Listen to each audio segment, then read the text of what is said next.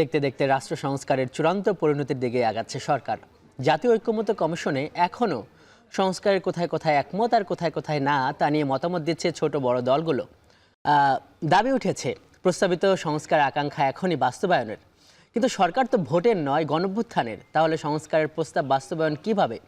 রাজনীতির মাঠে ছোট বড় দলগুলোর মধ্যে সংস্কার এখন না তখন এ নিয়ে যখন দূরত্ব আরও স্পষ্ট হচ্ছে, সেই প্রেক্ষাপটে আমাদের ভোটের ট্রেনের 130তম পর্ব ভোট সংস্কার নিয়ে চলতি আলাপগুলোরই বিস্তারিত করবো আজকের আয়োজনেও। আপনার সঙ্গে আছি আমি আজহার লিমন। আজ আলোচনার জন্য আমাদের সঙ্গে যুক্ত আছেন গণ অধিকার পরিষদের সাধারণ সম্পাদক মোহাম্মদ রাশেদ খান। তার সঙ্গে আলোচনায় যাব, তবে তার আগে চলুন দেখে নেই যে আজকে গণ অধিকার পরিষদ জাতীয় ঐক্যমত্য কমিশনে কী কী প্রস্তাব দিয়েছে সেগুলো। আমরা দেখছি যে গণ অধিকার পরিষদ এক বড় দাগে যে প্রস্তাবগুলো দিয়েছে তার শুরুতেই আছে যে তারা বলছে অন্তর্বর্তী সরকারকে জাতীয় ঐক্যমত্যের ভিত্তিতে জাতীয় সরকারে রূপ দিতে হবে। দ্বিতীয়ত তারা বলছে যে অধ্যাদেশের মাধ্যমে সংবিধানের সংশোধন কার্যকর করতে হবে এবং সংশোধিত সংবিধানের অধীনে আগামী নির্বাচন দিতে হবে। এনসিসি গঠনের যে একটা প্রস্তাব আছে, একটি জাতীয় কাউন্সিল, সেটাকে ভালো চোখেই দেখছে গণ অধিকার পরিষদ। তারা বলছে যে এই কাউন্সিলকে আরও শক্তিশালী করতে হবে এবং সংসদ সদস্য হবার যে বয়স সেটি 25 থেকে 23 করতে বলছে গণ অধিকার পরিষদ। দর্শক, আজকে এগুলো নিয়ে আলোচনার জন্য আমাদের সঙ্গে আছেন গণ অধিকার পরিষদের সাধারণ সম্পাদক মোহাম্মদ রাশেদ খান। রাশেদ খান, আপনাকে স্বাগত আজকের আলোচনায়। তার সঙ্গে আমরা আলোচনায় যাব। দর্শক, তার আগে নিচ্ছে একটি দেখছেন ভোটের ট্রেন। আজ আমাদের সঙ্গে যুক্ত আছেন গণ অধিকার পরিষদের সাধারণ সম্পাদক মোহাম্মদ রাশেদ খান। রাশেদ খান, আপনাকে আরেকবার স্বাগত আমাদের এই ভোটের ট্রেনে। অনেকদিন আগে আপনার সঙ্গে আমাদের আলোচনা হয়েছিল। আজকে যে প্রস্তাবগুলো আপনারা দিয়েছেন সেখানে আমরা দেখছি যে আপনারা এই সরকারকে একটা জাতীয় সরকারে রূপ দেবার কথা বলছেন, এই দাবি তুলেছেন। যেই দাবির ক্ষেত্রে আবার আপনারা এটাও বলছেন যে এটা জাতীয় ঐক্যমত্যের ভিত্তিতে হওয়া দরকার। এখন আপনারা জানেন যে এই সরকারকে জাতীয় সরকারের রূপ দেয়া বা এটার একটা দ্রুত নির্বাচন দেবার জন্য একটা চাপ আছে বড় দলগুলোর ক্ষেত্রে, এবং মোটামুটি এটা স্পষ্ট যে আপনারা যে দাবিটা করছেন এর সঙ্গে হয়তো বড় দলগুলো একমত হবে না। তাহলে তারপরও কেন আপনারা এই দাবিটা করছেন, আবার বলছেন যে জাতীয় ঐক্যমত্য দরকার?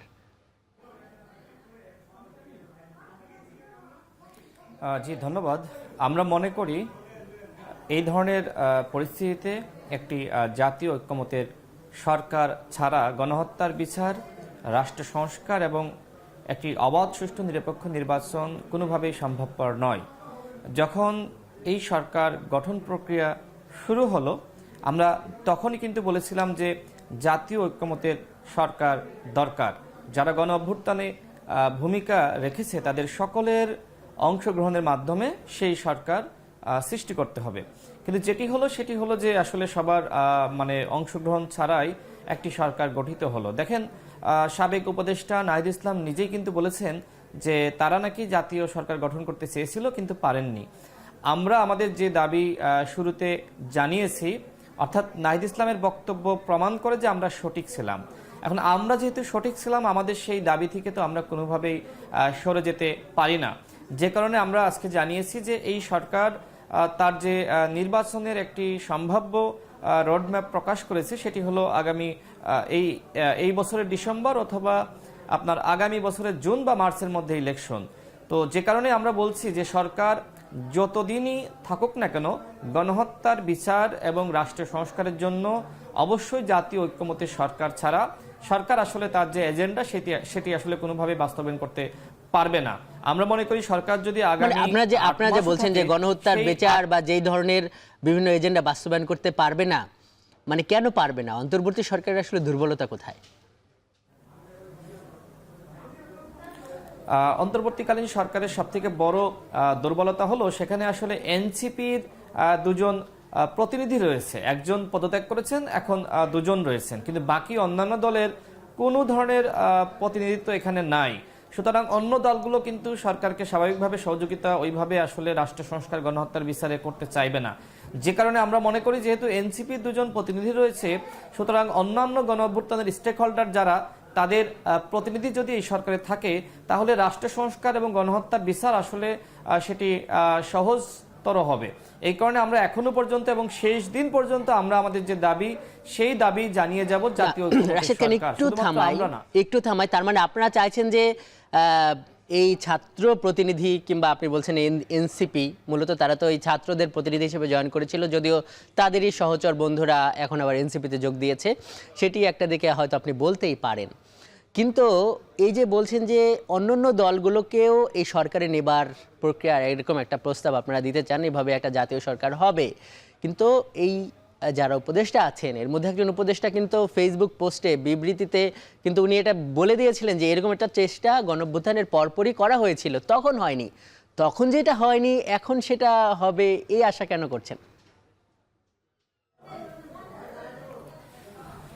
এই আশা করার অন্যতম কারণ হলো যে তখন হয়তো বাস্তবতা সরকার নিজেও বুঝতে পারেনি, বা রাজনৈতিক দলগুলো আসলে বাস্তবতা বুঝতে পারেনি, বা সামনে কি হবে সেটি আসলে কেউ অনুধাবন করতে পারেনি। সরকার যে 1.5 বছর থাকবে নাকি 2 বছর থাকবে সেটি আসলে কেউই আসলে ভেবে উঠতে পারেনি। সবাই মনে করেছিল যে অতীতে আমরা দেখেছি যে তত্ত্বাবধায়ক সরকার 3 মাসের ছিল, এই সরকার হয়তো 6 মাসের থাকবে।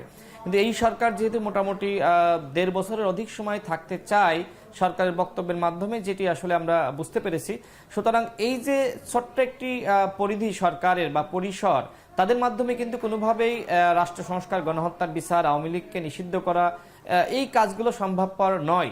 যে কারণে আমরা মনে করি যে উপদেষ্টা পরিষদকে অবশ্যই পুনর্গঠন করতে হবে। দেখেন, ডক্টর মোহাম্মদ ইউনূস কিন্তু আমাদের সবার কাছে গ্রহণযোগ্য, শুধুমাত্র বাংলাদেশের মানুষের কাছে না, আন্তর্জাতিকভাবে তিনি প্রসিদ্ধ। এখনো পর্যন্ত এই সরকার যে টিকে রয়েছে সেটি একমাত্র ডক্টর মোহাম্মদ ইউনূস স্যারের যে ইমেজ এবং আন্তর্জাতিক গ্রহণযোগ্যতা, সেটির কারণে। কিন্তু বাকি অধিকাংশ উপদেষ্টাদের নিয়ে বিতর্ক রয়েছে। একটি ব্যক্তি যতই আসলে আপনার যোগ্য হোক না কেন, বা একজন স্টেটম্যান যতই যোগ্য হোক না কেন, তার আশপাশের ব্যক্তিরা যদি যোগ্য না হয়, সাহসী না হয়, বিপ্লবী না হয়, তাহলে তিনি যে ধরনের চিন্তা ধারণ করেন সেটি আসলে বাস্তবায়ন করা সম্ভবপর হয় না। দেখেন, আমাদের ডক্টর মোহাম্মদ ইউনূস স্যার, তিনি অনেক সুন্দর কথা বলছেন, অনেক পরিকল্পনা তিনি আমাদের সামনে পেশ করছেন, তার যে উপদেষ্টা পরিষদ রয়েছেন তারা কিন্তু সেটির বাস্তবায়ন ঘটাতে পারছেন না। আপনি নিশ্চয়ই দেখেছেন সামাজিক যোগাযোগ মাধ্যমে কোনো উপদেষ্টার বিরুদ্ধে আপনার আওয়ামী লীগকে পুনর্বাসন করার অভিযোগ, কোনো সরকারের বিশেষ সহকারী বা আপনার বিশেষ ব্যক্তিবর্গ তারা আওয়ামী লীগের বিভিন্ন নেতাকর্মীদেরকে জামিনের ক্ষেত্রে সহযোগিতা করছে। আমি নিজেও কিন্তু 2 জন উপদেষ্টার বিষয়ে কিন্তু অভিযোগ জানিয়েছি। একজন হলেন উপদেষ্টা আদিলুর রহমান, আরেকজন আমাদের রেজওয়ানা আপা, যে তারা 3 জন ডামি এমপির জামিন করিয়েছেন। একজন হলেন সাবির এবং রাশেদ খান, এখন যেহেতু তারা এই মানে আমাদের এই টক শোতে নেই, এবং আপনি আপনার অভিযোগ আকারেই বলছেন, সেটা একটা অভিযোগ, এর পক্ষে আপনি আসলে কি প্রমাণ দিতে পারবেন সেটাই আপনিই ভালো জানেন। কিন্তু আপনি যে বলছেন যে এরা 1.5 বছর থাকতে চায়, আমার প্রশ্নটা হলো যে আপনারা কি মনে করেন এই যে সংস্কারের প্রস্তাব আপনারা দিয়ে আসলেন বা বিচারের কথাও আপনারা বলছেন, কিন্তু আবার বলছেন যে তারা থাকতে চায়, কিন্তু আপনারা কি মনে করেন যে এটা এই সরকারের আসলে কতদিন থাকা উচিত? এই প্রশ্নের উত্তর আপনার কাছ থেকে নেব। রাশেদ খান, আপনি সঙ্গেই থাকুন। দর্শক দেখছেন ভোটের ট্রেন, যাচ্ছে বিরতিতে।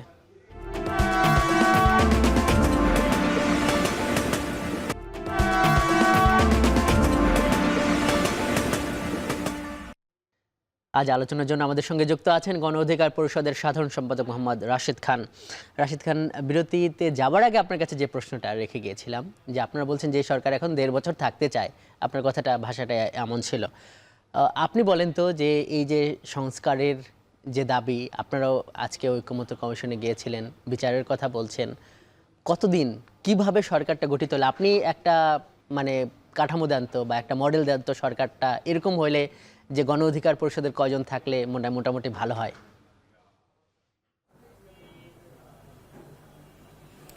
তার আগে আপনি আগে যে প্রশ্ন করেছেন যে সরকারের আসলে কতদিন থাকা উচিত, দেখেন, আমরা গণ অধিকার পরিষদের পক্ষ থেকে আমরা 3টি দাবি জানিয়েছি। 1 নম্বর হলো যে গণহত্যার বিচার এবং আওয়ামী লীগকে অবশ্যই গণহত্যার দায়ে নিষিদ্ধ করতে হবে। 2 নম্বর হলো আপনার প্রয়োজনীয় রাষ্ট্র সংস্কার। 3 নম্বর হলো একটি নির্বাচনী রোডম্যাপ এবং সরকারের পরিকল্পনা প্রকাশ করা, এবং এটি করার জন্য সরকার ইতিমধ্যে তার একটি সম্ভাব্য সময় কিন্তু জনসম্মুখে প্রকাশ করেছে। বিভিন্ন রাজনৈতিক দল বিভিন্ন ধরনের দাবি জানিয়েছে, কেউ বলেছে ডিসেম্বরের মধ্যে, কেউ বলেছে মার্চের মধ্যে। এমনকি নির্বাচন কমিশনের পক্ষ থেকে যেটি বলা হয়েছে, বাংলাদেশের বাস্তবতায় কোনোভাবেই জুনে ইলেকশন সম্ভবপর নয়। আমাদের মাননীয় প্রধান উপদেষ্টা তিনি কিন্তু একবার মার্চের কথা বলেছিলেন, আবার যখন পুলিশের সাথে তিনি বৈঠক করলেন তখন তিনি বলেছিলেন যে ডিসেম্বরের মধ্যে ইলেকশনটা হবে। তো যাই হোক, আমরা সরকারকে সবসময় কিন্তু সময় দিতে চেয়েছি। আমরা মনে করি যে অভ্যুত্থানের পরে অবশ্যই গণহত্যার বিচার এবং রাষ্ট্র সংস্কার হতে হবে, এবং রাষ্ট্র সংস্কারের বিষয়ে আমরা মনে করি বাংলাদেশে প্রত্যেকটা দল একমত। হয়তো কেউ একটু বেশি চায়, কেউ একটু কম চায়, তবে মোটামুটি আমি যতদূর জানি বা আমার অ্যানালাইসিস, সরকার যে প্রস্তাবনা তৈরি করেছে আমরা একটু যে সরকারের আলোচনায় একটু থাকি। আপনি যে বলছেন যে এই যে সরকারটা আছে এই সরকারটা নানা দিক থেকে দুর্বল, আমি আপনার কাছে বলতে চাই যে এই সরকারটা কেমন হইলে দুর্বল হবে না? এই গণ অধিকার পরিষদ কি, যদি ধরেন যে এই জাতীয় সরকারের যে প্রস্তাবনা আপনারা বলছেন, সেখানে কি গণ অধিকার পরিষদ থাকতে চায়? মানে আপনি কিংবা আপনার দলের নেতারা সেই সরকারে থাকলে সেটা জাতীয় সরকার হবে, বা কেমন হইলে ভালো হয়? দেখেন, এই যে গণ অভ্যুত্থান, এই গণ অভ্যুত্থানে যারা যারা ভূমিকা রেখেছে সবার কাছে কিন্তু দৃশ্যমান। আমরা সেই জন্যই বলছি যে গণ অভ্যুত্থানের যে সকল স্টেক হোল্ডার ছিল, রাজনৈতিক শক্তি, সামাজিক শক্তি, সাংস্কৃতিক শক্তি সহ ছাত্র শক্তি বা এরকম যারা বিভিন্ন স্টেক হোল্ডার ছিল, সবার প্রতিনিধি নিশ্চিত করার মাধ্যমে একটি জাতীয় সরকার, জাতীয় ঐক্যমতের সরকার, যদি এই ধরনের সরকার গঠিত হয় তাহলে কিন্তু সবাই এই সরকারকে অন করবে। এবং যে প্রয়োজনীয় রাষ্ট্র সংস্কার, গণহত্যার বিচার, সেই বিচারে কিন্তু যেহেতু সবার অংশীদারিত্ব থাকবে না, সেখানে কি গণ অধিকার পরিষদকে যদি আমন্ত্রণ জানানো হয়, গণ অধিকার পরিষদ কি সেখানে প্রতিনিধি দেবে সরকারের, হ্যাঁ অথবা না? একটু যদি সংক্ষেপে উত্তরটা দেন। অবশ্যই গণ অধিকার পরিষদ যেহেতু এইবার আপনাকে আরেকটা প্রশ্ন করি, সেটা হলো যে গণ অধিকার পরিষদ বা অন্যান্য অনেক দলগুলো ধরেন এখানে থাকলো, কিন্তু মানে বিএনপি যাদেরকে প্রথমেই জাতীয় সরকার গঠনের জন্য প্রস্তাব জানানো হয়েছিল, একজন উপদেষ্টা বলেছেন, তা মানে সেখানে যদি বিএনপি না থাকে তাহলে কি সেটা জাতীয় সরকার হবে? দেখেন, বিএনপির পক্ষ থেকে কিন্তু এখনো পর্যন্ত বলা হয়নি যে আমরা যদি এই ধরনের জাতীয় ঐক্যমতের সরকার, রাষ্ট্র সংস্কার, গণহত্যার বিচারকে কেন্দ্র করে গঠিত হয়, সেটি সরকারের যে মেয়াদ, সেই মেয়াদের মধ্যে বিএনপি, আমি শুনি নাই যে বিএনপি বলেছে যে আমরা থাকবো না। বরং আমি মনে করি এই ধরনের আলোচনা হওয়া দরকার ছিল। প্রধান উপদেষ্টা নিজেই ডাকতে পারতেন সবার সাথে। মানে আপনি আশাবাদী যে বিএনপিও রাজি হতে পারে দেশের স্বার্থে বা এই গণহত্যার বিচার বা রাষ্ট্র সংস্কারের স্বার্থে? আপনি আমাদের সঙ্গে থাকুন রাশেদ খান। দর্শক, একটি বিরতি নিতে হবে, সঙ্গেই থাকুন।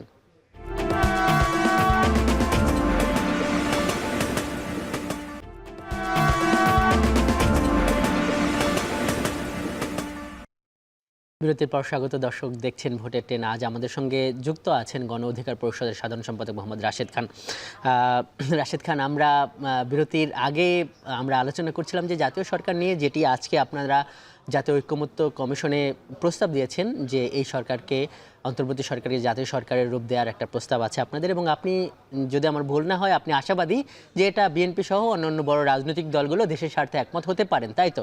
আমরা একটু দ্বিতীয় যে প্রস্তাব, সের দিকে একটু যাই আপনার কাছ থেকে। আপনারা বলছেন যে এই সংবিধান সংশোধন করতে হবে এবং এর অধীনেই নির্বাচনটা দিতে হবে। মানে আপনারা এটা কেন চান, এটার উত্তরটা যদি একটু সংক্ষেপে দেন। আরেকটা ব্যাপার হলো যে এগুলোর ব্যাপারেও বিরোধ আছে। আমরা শঙ্কা করছি যে বড় বড় রাজনৈতিক দল, বিশেষ করে বিএনপি, মানে বলছে যে না, তারা এসে সংস্কার করবে। এগুলো যদি না হয়, শেষমেশ আপনারা তাহলে কোন পথে যাবেন? আপনাদের কর্মসূচি বা পদক্ষেপটা কি হবে? দেখেন, আমি যেটি মনে করি, বিএনপিকে যদি বলা হয় যে রাষ্ট্র সংস্কার এবং গণহত্যার বিচারে আপনাদের সহযোগিতা প্রয়োজন, এই লক্ষ্যে আপনাদের দুইজন প্রতিনিধি, সেটি দলের বাইরেও হতে পারে, বিএনপির মতামত নিয়ে সেটি দুজন বুদ্ধিজীবী হতে পারে, যে আপনারা সরকারে পাঠান। বিএনপি কেন পাঠাবে না? পাঠালে সমস্যা কোথায়? এক। দ্বিতীয়ত হলো সংবিধান নিয়ে যে প্রশ্নটা আসছে, আমরা যেটি বলেছি, দেখেন যে এই যে সংস্কার কমিশন গঠিত হয়েছে, তারা বেশ কিছু প্রস্তাবনা দিয়েছে। হয়তো কিছু প্রস্তাবনা গৃহীত হবে না, কিন্তু অধিকাংশ প্রস্তাবনাই কিন্তু প্রত্যেকটা রাজনৈতিক দল গ্রহণ করতে বাধ্য থাকবে, যেহেতু জনগণ চায়। তো সেক্ষেত্রে আগামী নির্বাচনটা কিভাবে হবে, এবং নির্বাচনের পরে, এই যে নির্বাচনের আগের যে প্রস্তাবনা, যেটি সকল দল মিলে গ্রহণ করলো, সেটি আসলে আগামীতে যে সরকার ক্ষমতায় আসবে তিনি কি আসলে বাস্তবায়ন করবেন না? এই জন্য আমরা বলছি যে একটি আপনার রিফর্ম চার্টার, এবং সেটি সরকারের পক্ষ থেকে জুলাই চার্টারের কথা বলা হচ্ছে এবং সেই জুলাই চার্টারে প্রত্যেকটা দল সেখানে স্বাক্ষর করবে এবং তারা কমিটমেন্ট করতে বাধ্য থাকবে যে আগামীতে আমরা ক্ষমতায় আসলে আমরা এই জুলাই চার্টার বা এই রিফর্ম প্রস্তাবনা আমরা বাস্তবায়ন করব। এই জন্যই আমরা বলছি যে এই নির্বাচনের আগে এই যে সংশোধিত বা প্রস্তাবনামূলক যে সংশোধিত সংবিধান, সেই সংবিধানটা মেনেই তো নির্বাচন হতে হবে। আগের হাসিনার আমলের সংবিধান মেনে তো নির্বাচন হলে কেউ মানবে না। সুতরাং এই যে কমিটমেন্টটা আপনার মুখে মুখে করলে হবে না। আমরা মনে করি একটি চার্টার থাকবে। রাশেদ, এই যে সংবিধান সংশোধন করার জন্য পার্লামেন্ট প্রয়োজন, এটা তো আপনার ভালো মতো জানা আছে যে আপনার রাজনীতি করেন, সেটাও তো একটা সংকট।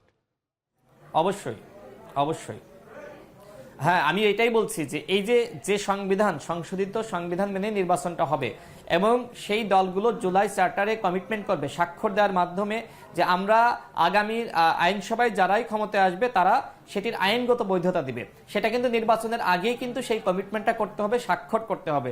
অন্যথায় ক্ষমতায় যাওয়ার পরে তো ওই প্রস্তাবনাগুলো আসলে অনেক কিছু বাদ হয়ে যেতে পারে। সুতরাং এই যে জুলাই চার্টার, এই চার্টারে অবশ্যই সাইন করতে হবে এবং আমি বিএনপির কথাও কিন্তু শুনেছি, বিএনপি আপনার রিফর্ম চার্টারের কথা বলেছে যে একটি রিফর্ম চার্টার গঠন করতে হবে এবং সেখানে সবাই সম্মিলিত সিদ্ধান্ত দিবে। তো আমরা সেটাই বলেছি, জাতীয় ঐক্যমতের ভিত্তিতে এই সংবিধান নির্বাচনের আগে গ্রহণ করতে হবে এবং ওই গৃহীত সংবিধান পরবর্তীতে যে সরকারি ক্ষমতায় আসুক না কেন আইনসভায় সেটির আইনগত বৈধতা দিতে হবে বা পাশ করাতে হবে। মোহাম্মদ রাশেদ খান, আজকের অনুষ্ঠানে যুক্ত হওয়ার জন্য আপনাকে অনেক ধন্যবাদ। দর্শক, এই ছিল আজকের ভোটের ট্রেনে, এতক্ষণ সঙ্গে থাকার জন্য ধন্যবাদ।